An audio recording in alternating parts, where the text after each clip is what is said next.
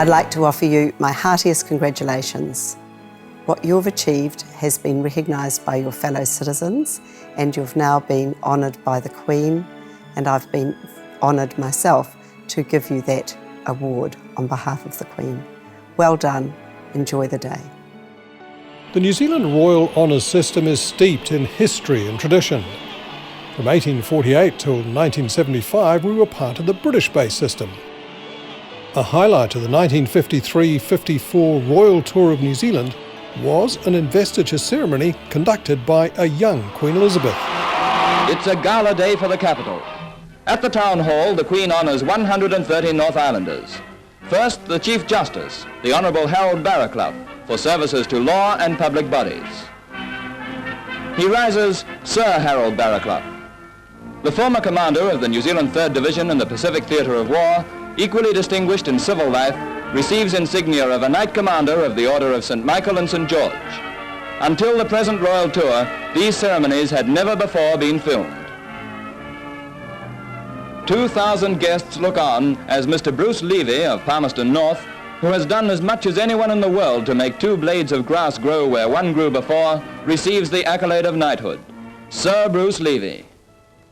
The awards nowadays are presented at either Government House Wellington, the official residence of our head of state, the Queen's representative Dame Patsy Reddy, this country's 21st Governor-General, or her Auckland residence for those receiving accolades in the Upper North Island.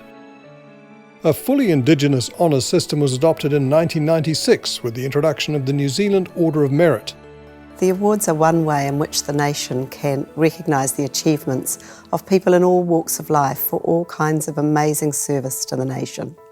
It recognises the achievements of people who've given a lifetime of service and devotion to duty, and for those who've worked in community service with no expectation of reward. And I think it's such a wonderful opportunity to thank people, and the fact that I can do it in person is amazing. Our highest award is still the Victoria Cross, with Corporal Willie Apiata the latest recipient for extreme bravery in Afghanistan. The Order of New Zealand, introduced in 1987, comes next, with its ordinary membership restricted to 20 living persons. Then the New Zealand Order of Merit, which has 5 levels, with men in the top 2 called Sir. Dames and Knights Grand Companions, Dames and Knights Companions, Companions, Officers and Members. And the Queen's Service Order and Queen's Service Medal for community and public service. New Zealand's honours system also includes a series of gallantry and bravery awards. The most important part is that you're able to bring in people from all walks of life, from all parts of the country, and recognise them in the same ceremony for so many different things, whether it's outstanding skills and qualities in their chosen careers, or whether it's outstanding achievement by their service to others, or whether it's outstanding achievement in their duty to the country. So to each and every recipient, I'd like to offer my heartiest congratulations. It's an amazing achievement and you should be very proud. The actual presentation of the awards on behalf of the Queen is one of the most important functions of Her Excellency, the Governor-General.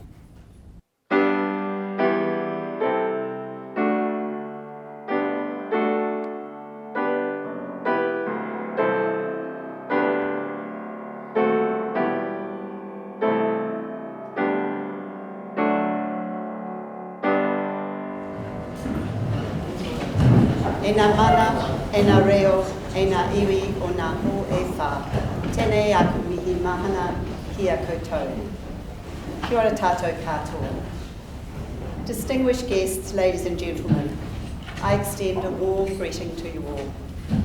I specifically acknowledge the Honourable Maggie Barry, Minister of the Crown, Major General Peter Kelly, Chief of Army, and Air Vice Marshal Tony Davies, Chief of Air Force. Tēnā koutou katoa. It's a great pleasure for David and me to welcome you here to Government House today for this investiture ceremony. What makes it particularly special is it's an important opportunity to acknowledge the significant contribution of a number of individuals. Today's recipients have enriched our communities and our country as a whole by their actions. Today we thank them and celebrate the work they have done for us. As Governor-General, I have the authority and privilege on behalf of Her Majesty the Queen of New Zealand to hold an investiture for her and to confer the honours to which each recipient is entitled. Ladies and gentlemen, as each one is honoured, may I invite you to join with me in thanking and congratulating them for their service to our country. Mr. Hewitt Humphrey will now summon the recipients and read a citation for each person.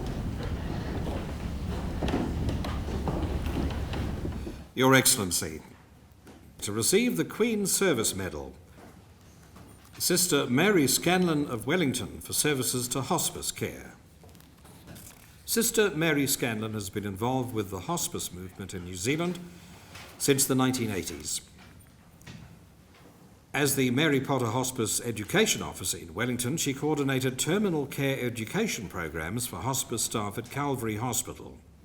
Later, as principal nurse, she helped guide major changes for the hospice and was instrumental in introducing care for those suffering from AIDS.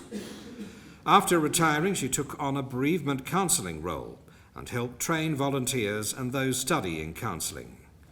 She's overseen mission effectiveness for the Little Company of Mary and was their representative on the Mary Potter Hospice Foundation Board.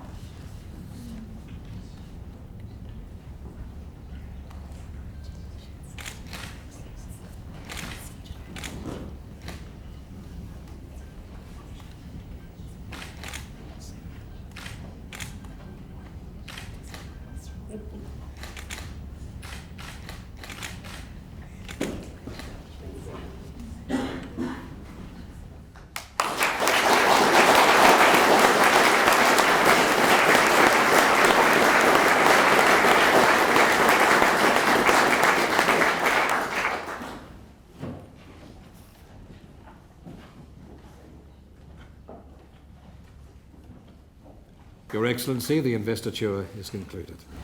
Ladies and gentlemen, distinguished guests, an investiture ceremony is the most important event I hold on behalf of Her Majesty, the Queen of New Zealand. It's important because it allows me, as Governor-General, to recognise and thank an extraordinary group of people on behalf of all New Zealanders. It's important that we acknowledge and celebrate the people who make a contribution and who set an example to others by using their talents to make ours a better society. An award of this nature is a rare accolade. It recognises determination, commitment, perseverance, compassion, and a contribution to society. This morning we've also recognised members of the New Zealand Defence Force who have given dedicated and loyal service to our country, sometimes in challenging or dangerous situations. Their commitment and integrity is acknowledged and their service is valued by all New Zealanders. Thank you. To all of the recipients, we've been privileged to hear your stories. You've set a fine example which inspires, encourages and motivates others. In your own way, each of you promotes the things that are important to New Zealanders. Your actions and the stories we've heard reflect the words of the author Henry van Dyke when he said, "To desire and strive to be of some service to the world, to aim at doing something which shall really increase the happiness and welfare and virtue of mankind. This is a choice which is possible for all of us."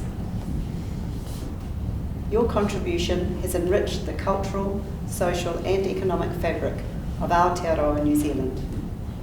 On behalf of the Queen of New Zealand and all New Zealanders, I thank you and congratulate you on your achievements, your character and your commitment. Kia ora hui tātou katoa. Ladies and gentlemen, that almost completes the formal part of the ceremony today. Before I ask you to come through and join us for refreshments, May I ask you to stand and we'll sing the national anthem in Māori and in English. Thank you.